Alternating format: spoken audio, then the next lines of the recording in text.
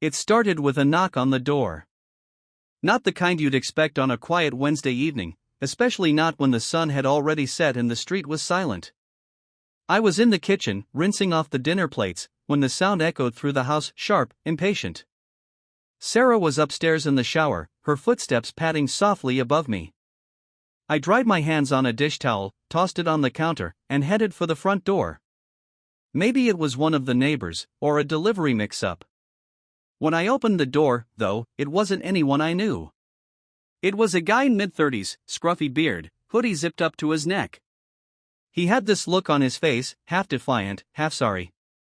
But the thing that threw me off the most was how calm he looked, like he'd thought this through and wasn't leaving until he said his piece. "Can I help you?" I asked, already feeling a knot form in my stomach.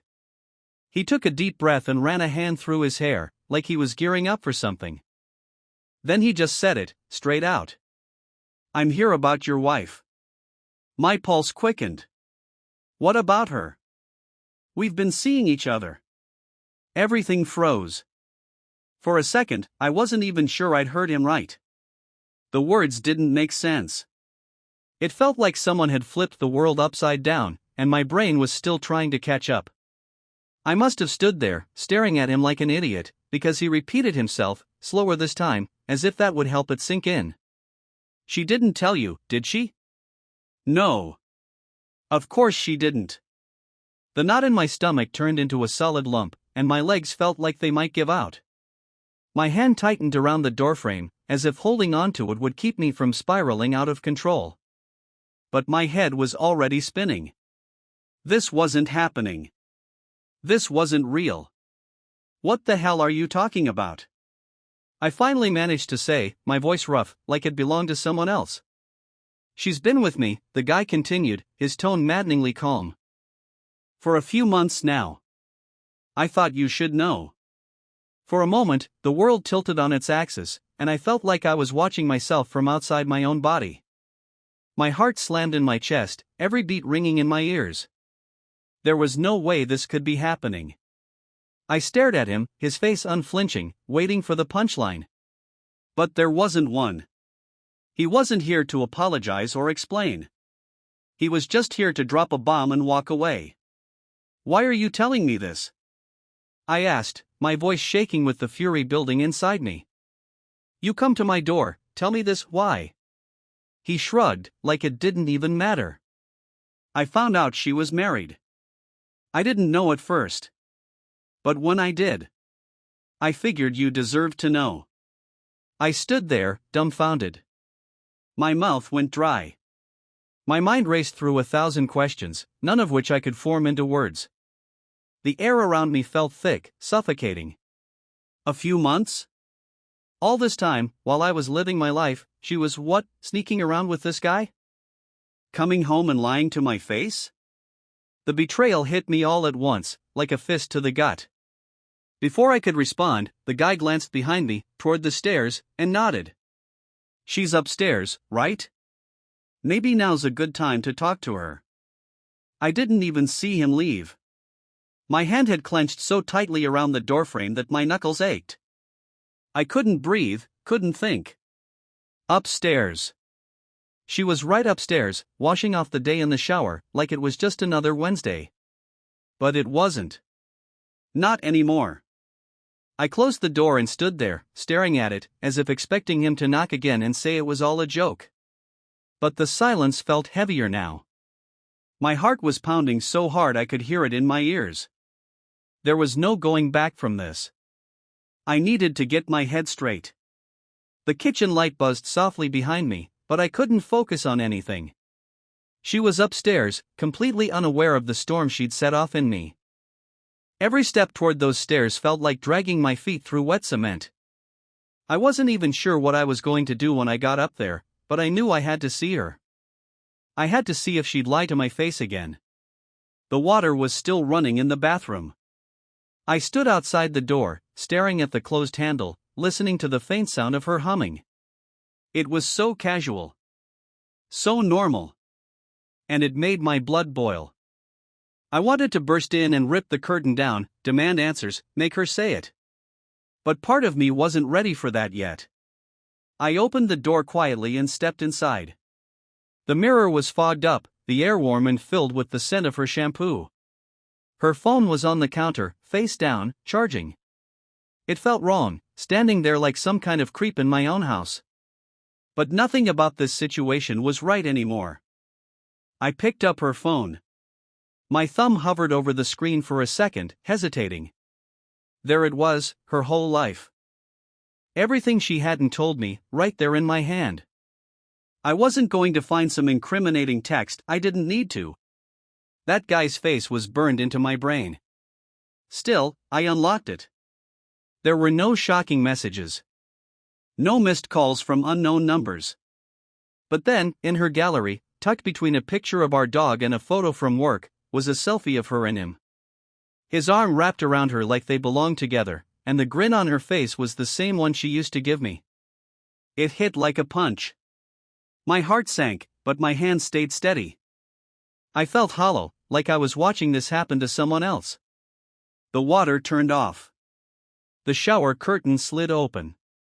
Sarah stepped out, wrapping a towel around herself, still humming as she grabbed another to dry her hair. She hadn't noticed me yet. I cleared my throat, low and sharp. She froze, mid-movement. Slowly, she turned and her eyes locked on mine. For a split second, there was confusion in her expression, but that vanished the moment she saw her phone in my hand. Her face drained of color, and she stared at me, wide-eyed, like a deer caught in headlights. I held up her phone, my voice cold and steady. "Who is he?" She didn't answer. Her mouth opened, then closed. She was scrambling for words, for an explanation, but nothing came out. "I already know," I said, stepping closer. "He came to the house.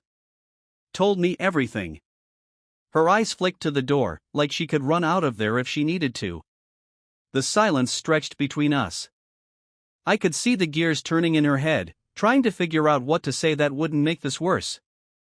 "Say something," I demanded, my voice rising. "Tell me why." Sarah swallowed, her eyes darting around the room like she was searching for a way out. Then she whispered, "It's not what you think." That was it. That was all she had?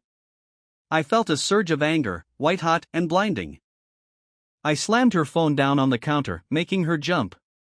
"Not what I think." I spat. "You've been fucking someone behind my back for months. What the hell do you think I'm supposed to think?" Her face twisted in a mix of panic and shame. She backed up a step, her hands trembling as she gripped the towel tighter around her. "I didn't mean for it to happen," she said, her voice barely above a whisper. It just did."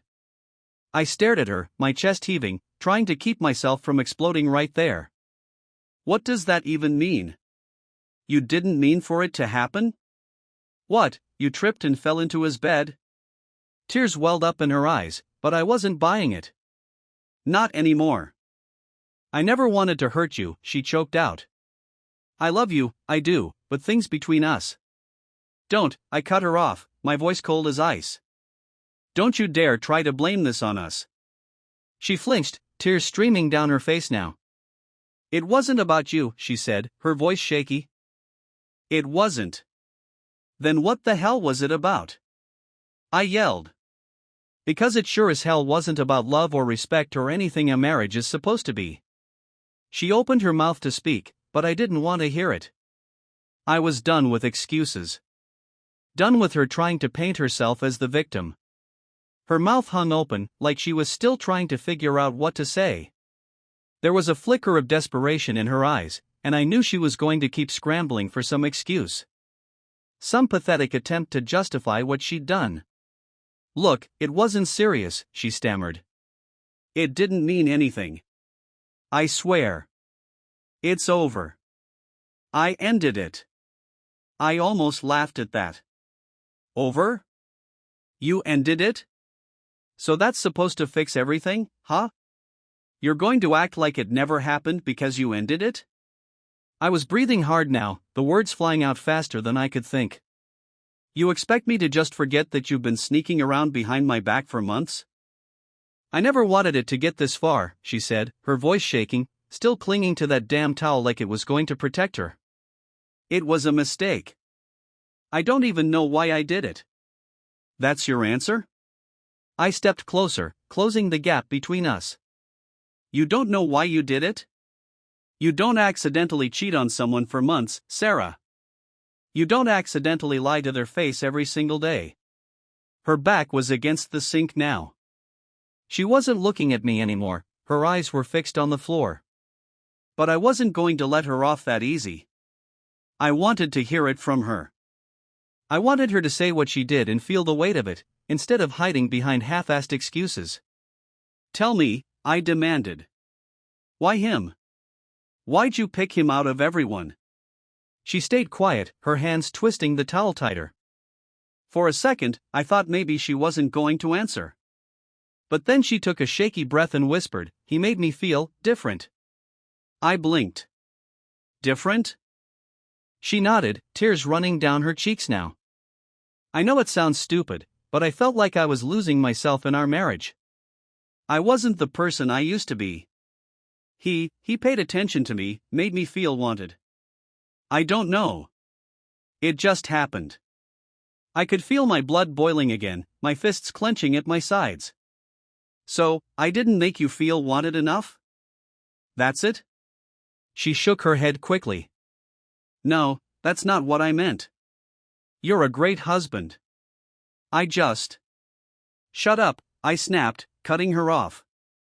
I didn't want to hear any more of her excuses. It didn't matter what she said. The more she talked, the worse it got. I turned away, pacing the bathroom, trying to get my head straight. My vision was blurred with rage, and I could feel my pulse thudding in my temples. It would have been so easy to punch something. To smash her phone, tear apart the room. But I couldn't bring myself to do it. I didn't want to give her the satisfaction of thinking she'd broken me. She was crying now, full on sobbing, but I couldn't bring myself to care. I'd heard enough. I could barely stand to look at her anymore. I turned back to her, my voice low, controlled. You're pathetic. You know that? You threw away everything we had because some random guy made you feel different? You think that's worth it? She wiped at her face, still trying to pull herself together. I don't know what to say. There's nothing left to say, I shot back. You cheated. You lied. That's it. For a moment, we just stared at each other. She was a mess, her face red, eyes swollen from crying. But I didn't feel any pity for her. I just felt empty. Hollow. I stepped back, my hands shaking from holding everything in. You think you're sorry? You think this ends with an apology? She sniffed, her breath shaky. What do you want me to do? I'll do anything. I'm begging you. I'll fix this. I'll make it right. Make it right? I let out a bitter laugh. You don't get to make anything right. You already destroyed it. You already decided what we are when you crawled into bed with him. Her face crumpled, and she sank down to the bathroom floor, burying her head in her hands. Please, don't leave me, she begged between sobs. Please. I didn't say anything. I just stared at her, the person I thought I knew, reduced to a mess on the floor, pleading with me to forgive her. But I couldn't. I wouldn't. I stood there for a few seconds, watching her crumble in front of me. The begging, the crying, it all seemed so fake now. The woman I married, the woman I thought I knew, wasn't real anymore. She was someone else entirely, and I had no idea how long she'd been gone. And I wasn't about to let her off the hook. Not like this. I took a deep breath and walked out of the bathroom. Her sobs echoed down the hallway behind me, but I didn't care. I went downstairs, grabbed my phone off the kitchen table, and dialed the first number that came to mind. It rang once before he picked up. The guy from the door. Hello? His voice was cautious, like he wasn't sure what to expect from me after our earlier conversation. You still in town? I asked, my voice cold. There was a pause, then, yeah. Why? I need to meet you, I said. Now. He hesitated. Look, man, I told you what I needed to. I'm not asking, I interrupted. Meet me at the bar on Elm. 20 minutes. I hung up before he could respond, grabbed my keys, and slammed the door on my way out. The cold air hit me like a slap in the face, but it didn't shake the rage that was bubbling inside. I had no plan, no clear idea of what I was going to do, but I knew one thing: I wasn't going to let Sarah off without consequences. And neither was he.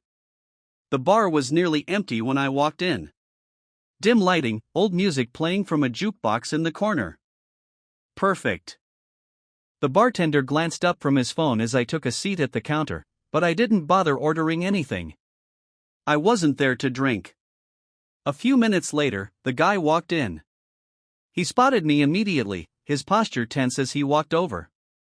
He took the stool next to mine, keeping a little distance, like he wasn't sure what was coming. "You called," he said, eyeing me cautiously. I didn't even look at him. "You still sleeping with her?" He shifted uncomfortably. "No. I told you, it's over." "Doesn't matter," I said, my voice low. "You still owe me something." He frowned. "I didn't owe you anything in the first place, man. She made her choices." I turned to him, finally locking eyes. "You didn't think you owed me anything when you knocked on my door and dropped that bomb on me? You think you're a good guy because you didn't know she was married at first?" I leaned in closer, my voice dripping with contempt. "You're in this, whether you like it or not." He blinked, taken aback by the force in my voice. "What do you want from me?" "I didn't come here to fight." I let out a bitter laugh. "No, I don't want to fight. But you're going to help me destroy her." His eyes narrowed. "What are you talking about?" "You know her," I said, my voice steady, ice cold. "You know how to push her buttons. I'm sure you've seen her at her worst. We're going to make sure everyone knows who she really is." He shook his head, starting to pull away from me. "Nah, man, I'm not getting involved in that. It's already messy as hell. I told you because I didn't want any more lies between us." "Too late for that," I said, leaning back in my seat. "You're already involved. You think you can just walk away from this and everything will be fine? You want to come clean and be the better man? Fine. But you didn't think twice about fucking my wife, so you don't get to decide what happens next." "I do." His face hardened, and for a second, I thought he might swing at me. But he didn't. Instead, he sat there, staring at the counter, weighing his options. "What do you want me to do?" he finally asked. I leaned in closer again, dropping my voice low so only he could hear. "We're going to break her down, piece by piece. You're going to get back in contact with her, and you're going to pretend like you regret ending things. Tell her you miss her, that you're sorry. Make her think she's in control." He frowned, confused. "Why would she believe me after I came clean to you?" "She'll believe it because she's desperate. She's terrified of losing everything. You saw her face when you knocked on my door. She'll latch onto anything that makes her feel like she's not about to lose both of us." He stared at me, still trying to process what I was saying. "And then what?" "And then," I said, smiling for the first time that night, "we'll make sure everyone knows what she's been up to. Her family, her friends, everyone. You'll leak the messages, the photos. Make sure it gets out in a way that ruins her reputation. Every person she's close to will know what she did. She'll be humiliated." He swallowed hard, looking down at his hands. "You really want to destroy her like that?" I didn't hesitate. "Yes." For a long moment, we sat there in silence. He knew he had no good way out of this, and I wasn't about to let him off the hook, either. We were both in this now. We both had something to gain. Finally, he nodded, though he didn't look at me. "Fine. I'll do it." I stood up, threw a few bills on the counter, and clapped him on the shoulder as I walked past. "Good. You'll hear from me soon." As I walked out of the bar, I could feel the weight of what I'd set in motion. This wasn't just about getting back at Sarah. This was about making sure she felt every ounce of the pain she'd caused. And it was only just beginning. I came back home late that night, the plan still running through my head. The house was quiet. I found Sarah sitting on the edge of the bed, her face pale, her eyes red and swollen from crying. She looked up when I walked in, but didn't say anything. The air between us felt thick, like there was too much that couldn't be said anymore. I stood by the doorway, watching her. She looked small, broken, like all the fight had left her. Part of me thought about going through with the plan, burning her world down for what she did. I could picture it so clearly, watching everything around her collapse. But standing there, staring at her, something shifted inside me. "I met him tonight," I said, breaking the silence. Her head snapped up, her face twisting in confusion. You did what?" "I met him," I repeated, my voice flat. "We talked." She blinked, struggling to find words. "Why?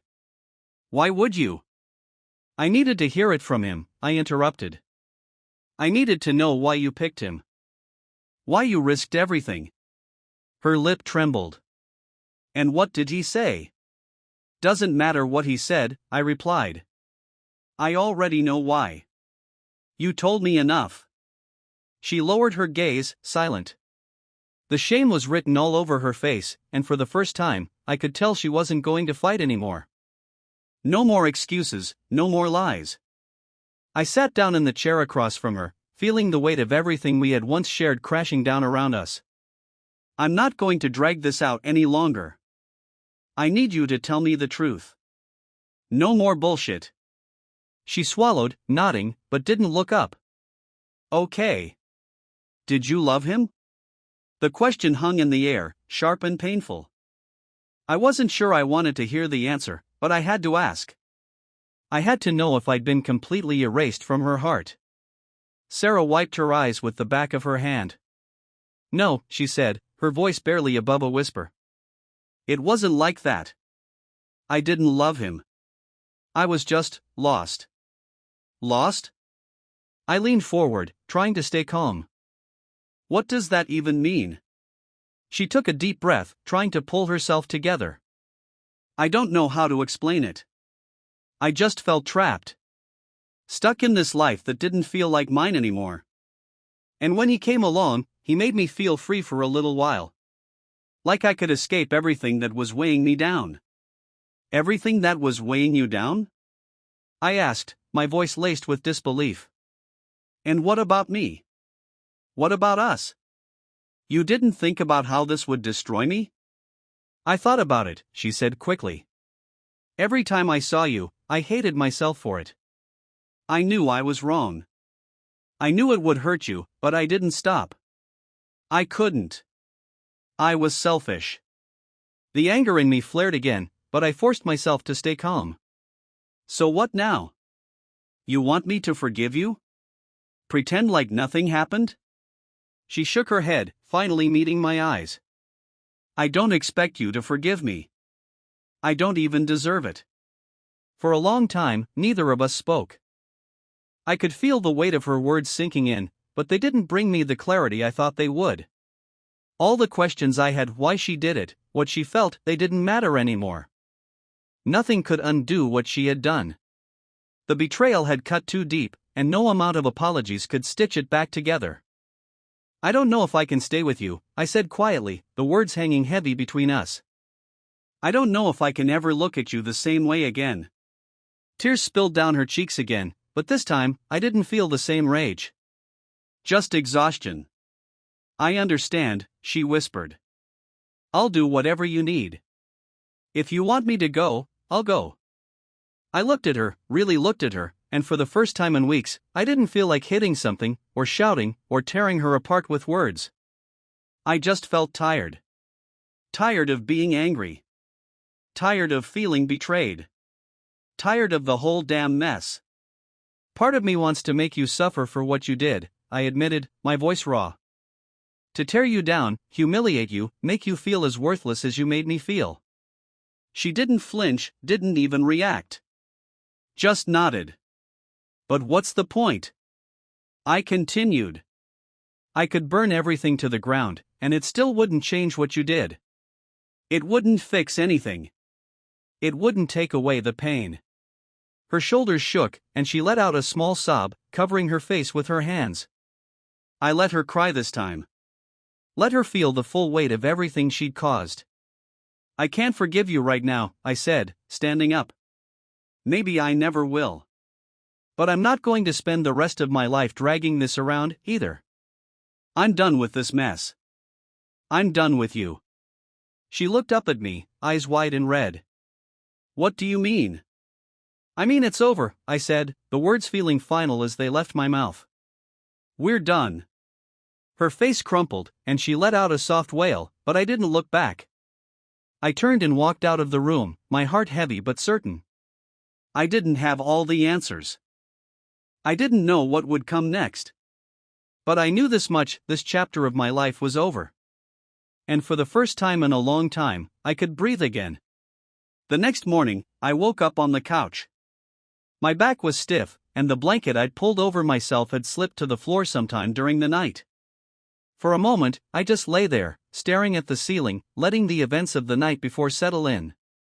There was no turning back now. I had made my decision. I sat up, rubbing my eyes, and glanced at the empty coffee table in front of me. Everything felt different. Not better, not worse, just different. It was like I'd finally hit the bottom of whatever pit I'd been falling into, and there was nowhere left to go but up. Sarah was still upstairs. I could hear the faint sound of her moving around, probably packing her things. We hadn't talked since last night, and I wasn't sure if there was anything left to say. I stood up, stretched out the stiffness in my shoulders, and headed for the kitchen. The coffee pot was cold, but I didn't bother turning it on. I wasn't in the mood for anything, really. I just needed to get through the next few hours. Get through the day. That was all. As I stood there, leaning against the counter, I thought about the plan I'd had the night before, how I was ready to destroy her, to humiliate her for what she did. And for a while, it felt good to imagine it. The idea of making her feel the pain she'd caused me had felt like the only way to regain control. But now, in the harsh light of morning, it just seemed pointless. I didn't need to destroy her. She'd done a good enough job of that herself. I heard her footsteps coming down the stairs. Slow, hesitant. I didn't turn around when she walked into the kitchen. She stopped in the doorway, the air between us thick with everything that had happened. Finally, after a long pause, she spoke. I'm leaving today, she said, her voice quiet. I'll be staying with my sister for a while. I nodded, still facing the counter. Good. There was another pause. I could hear her fidgeting, shifting her weight from one foot to the other. I knew she wanted to say something, but I didn't have the energy to give her an opening. She started, then stopped. I waited, not turning around. I just wanted to say I'm sorry. For everything. I closed my eyes, taking in a slow breath. I didn't need another apology. Not from her. Not after everything. But I didn't stop her. I just stood there, letting her speak. I know I've ruined everything, she continued, her voice shaky. And I know I can't fix it. I don't expect you to forgive me, but I needed you to hear that I'm sorry. Really, truly sorry. I finally turned around, my eyes meeting hers. She looked smaller, fragile in a way I'd never seen before. She wasn't the same person I married, and maybe I wasn't the same man she married either. We had both changed, and not for the better. I know you're sorry, I said, my voice flat. But that doesn't change what you did.